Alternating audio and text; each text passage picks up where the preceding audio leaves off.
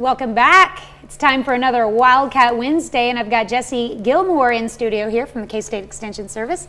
Thanks for joining us. No problem. It's good to be here. Well, if you're like me, you haven't taken down your Christmas decorations yet, and it's time. If you've got a live tree, it's really time to get that out. Yep. So obviously with the holiday season, people can have live trees or fake trees.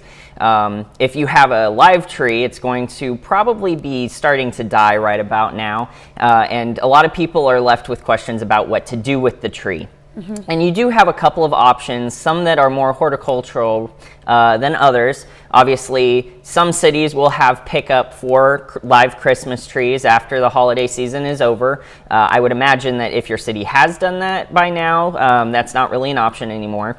But you do have some things that you can do in the landscape with your tree. The first thing that you can do is put it out as cover for birds. So if you have a bird feeder, you can put it nearby the bird feeder, either on the ground or tied to another tree to serve as extra cover. It should still have a lot of its needles left and would be a good option for birds to fly back to if for some reason a predator was nearby. Yeah, because a lot of trees right now don't have any leaves. Yep. So. Most trees are going to be deciduous and not really provide the best amount of cover. So you would tie it to a nearby tree, or you would put it near some kind of structure like a deck and put seed out on that.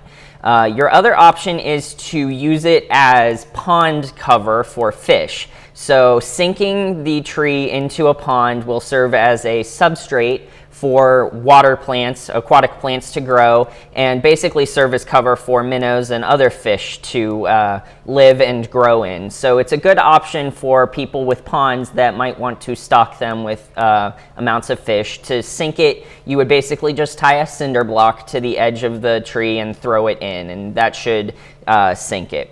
Your last option to use the tree that has served as this holiday decoration is to use it as firewood. It is important to realize, though, that because pines, spruces, and firs, pine, spruces, and firs that are used as Christmas trees have a lot of sap and resin inside, so they are more likely to pop as they heat up. So it's important to keep young children or pets away from any fires that you use these evergreen. It does make it pretty when it's doing that. It does, and it smells great, but it does make fires a slightly more of a hazard to those groups of people and pets. So that is important to keep your eye on if you are burning the tree. But those are just some of the few ways that you can use Christmas trees and holiday trees after the season is over. No, I know there's different types of trees. Is there specific uses for them that work better for like spruces or pines or fir trees? Not necessarily. They're all going to be pretty useful. The one thing that I did not mention that you could use pines for that you might not necessarily want to use spruces or firs for is mulching. So if you cut some of the pine branches off and basically place them around more sensitive plants in the garden, they will serve as more of an insulator for heat and water than firs and spruces. That keeps getting me.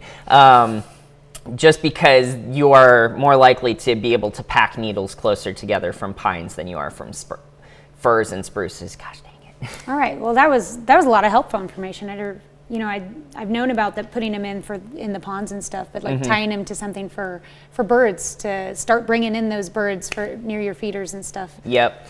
You just want to make sure if you do that, that you don't make the binding too tight, because that can choke the live trees out still. Oh, good idea. And is there like a time frame when it's time to just take down those trees from the binding? I would say when the leaves start developing on the deciduous trees that they're tied to. And as you get closer to springtime, you probably want to start putting out less bird seed anyway to kind of get the birds back into the natural food cycle, as opposed to a supportive food cycle during the winter when food might be more scarce. All right. Well, Jessie, very, very helpful advice this morning. And there's your warning. Time to get that tree down. It's a fire hazard if you keep leaving it in there. Yep. All right. Thank you so much for joining us. You're welcome. We'll be right back. It's time for nominations for the 4 states finals.